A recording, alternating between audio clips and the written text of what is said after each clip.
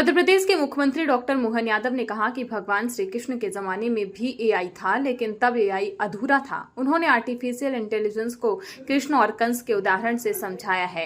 मोहन यादव नई दिल्ली के habitat centre में आर्टिफिशियल इंटेलिजेंस का सामाजिक प्रभाव पर बोल रहे थे। इस मौके पर केंद्रीय राज्य मंत्री जतिन प्रसाद विशेष अतिथि के रूप में मौजूद थे।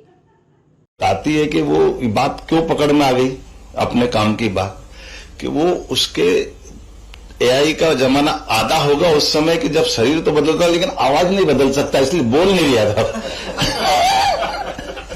आज का एआई और उन्नत हो गया कि अब आवाज भी बदल जाती, तो अब पता नहीं वो आपको ऐसा संकट आएगा तो पहचानने भी नहीं आएगा कि झंझट क्या।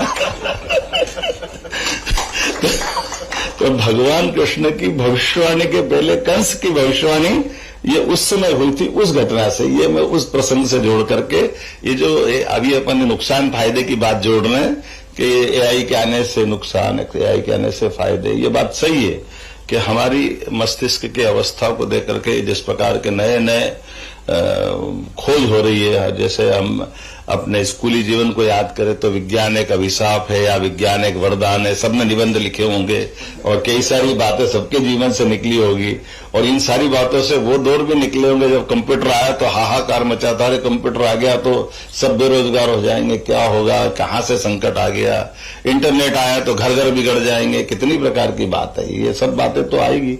लेकिन ये बात भी सही कि उसमें अच्छाई भी और बुराई भी है, दोनों तरह की बात है। ऐसे में एआई का जमाना तो उसमें अच्छाई भी बुराई भी, सरकार के माध्यम से जो फायदे हो सकते वो सारे विद्वानों ने बताए, संकट भी बताए, जो आशंक धारणा है और जो घट रहे हैं व्यवस्था उन पे भी बात है। लेकिन ये नानाजी के नाम पर रिसर्च इंस्टीट्यूट जो माननीय नानाजी ने बनाया है, ये समाज के इन व्यवस्थाओं के लिए सही प्लेटफॉर्म है जो इस प्रकार की व्यवस्थाओं के लिए मौका देता है। ऐसे विचार विमर्श के इस प्रसंग के अवसर पर भगवान कृष्ण की भविष्यवाणी हुई और भगवान कृष्ण वसुदेव देवकी के परिवार से निकले, ये हम सबको मालूम है। इसी से जुड़ा हुआ एक प्रसंग उनके पहले का है जो कम लोगों को जानकारी होगी। वो प्रसंग ऐसा है कि उग्रसेन जो कंस के पिता है, ये उनकी उस दौर की बात है जब वो अपने जवानी के दौर में थे, उनकी शादी हुई और शादी होकर के वो अपनी विवाहिता पत्नी के साथ आउटिंग के लिए जंगल जा रहे थे और अचानक ऐसा हुआ कि वो रथ में बैठने लगे। जैसे राजकाज के झंझट रहते ही हैं, हम सब जानते हैं कि इन टाइम पे कोई मीटिंग आ जाती है तो फिर रुकना पड़ा उग्रसेन महाराज को कि जरा कैबिनेट है, जरा आपको आना पड़ेगा। अब परिवार वालों को बहुत झंझट होती कि ये कौन सी आफत है, अभी निकल पड़े फिर रुकना पड़ रहा है, कोई बात नहीं।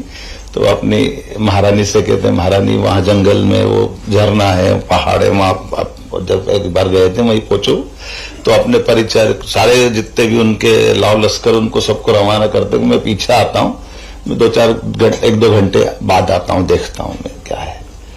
वो पहुंचते हैं, वहां पहुंचने के बाद में ये महारानी तो पहुंच जाती है और ये संयोग से अभी दरबार में थे और जाने क्या होता है कि जहां वो पहुंचती है रानी, और वो चूंकि स्वाभाविक उसकी परिचारिका महिला है, अब जंगल है और आउटिंग के लिए आए तो स्वाभाविक रूप से झरने वगैरह था तो वो स्नान में लग गए, तो महिला स्वाभाविक अपनी जो भी उनकी मर्यादा की व्यवस्था में स्त्री थी। इसी समय संयोग से ऐसा था कि एक पास का राजा जो इस उग्रसेन महाराज से द्वेषता रखता था, जिनकी बनती नहीं थी, ये भी वहां पास में लश्कर लगा के था। इसने कहा ये कौन आए हैं, जरा थोड़ा अलग टाइप का माहौल दिख रहा है। तो उसको जानकारी आ गई कि उग्रसेन की पत्नी आई है। तो उसको मन में जो उसके मन में जो भाव था वो द्वेष भाव था।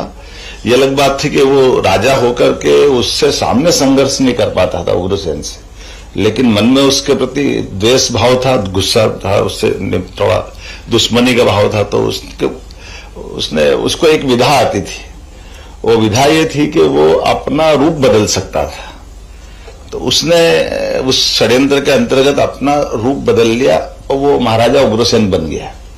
और उग्रसेन बनकर के वो वहां जहां स्नान हो रहा था या बाकी रानी और सारे लोग थे, अचानक गया और जाते ही देखा कि महाराज आ गए, तो स्वाभाविक रूप से वो जितने बाकी लोग थे सब भागे और वो अकेली रानी उनके पास रह गई। अब ये घटना यथार्थ में भी है कि वो रानी महाराज को देख के अचंभित है, लेकिन वो बोलती महाराज तो आप 2 घंटे बाद आने वाले, एकदम पीछे पीछे कैसे आ गए। तो वो बोलते नहीं, कुछ भी नहीं। तो स्वाभाविक रूप से कुछ घटना जैसे एक विवाह के बाद की होती, वो अपना अनुकूलता दिखाते, लेकिन जब ये व्यवहार होता तब वो एकदम से उसको लगता कि ये उग्रसेन नहीं है, क्योंकि वो रूप भले बदला हुआ है और लेकिन व्यवहार से आचरण से अच्छा नहीं लगा उनको। तो एकदम से वो बहुत गुस्सा होती कि तुमने मेरे साथ दुष्कर्म कर लिया और तुम कौन, और ये, और बहुत एकदम क्रोधित आक्रोशित होती है। तब जाकर वो बोलता कि देखो मैं कोई भी हूं, लेकिन मैं, ये ईश्वर की इच्छा थी, मेरी आपके मिलन से एक संतान होगी, वो संतान बहुत बलिष्ठ होगा और अच्छा होगा, ये वो तो बहुत पतिव्रता स्त्री थी। वो बोले दुष्ट तूने मेरे सतीत्व को भंग कर दिया और मैं इसको बर्दाश्त नहीं करूंगी, और जो भी होगा ये तू कितना भी उसका अच्छे बारे में कह रहा है। मैं यादव वंश की हूं और मैं अपने वंश में कामना करती भगवान से कि ऐसा कोई वंश वाला होगा जो उसको मारेगा। तू ये पाप मेरे को छोड़ के जा रहा है।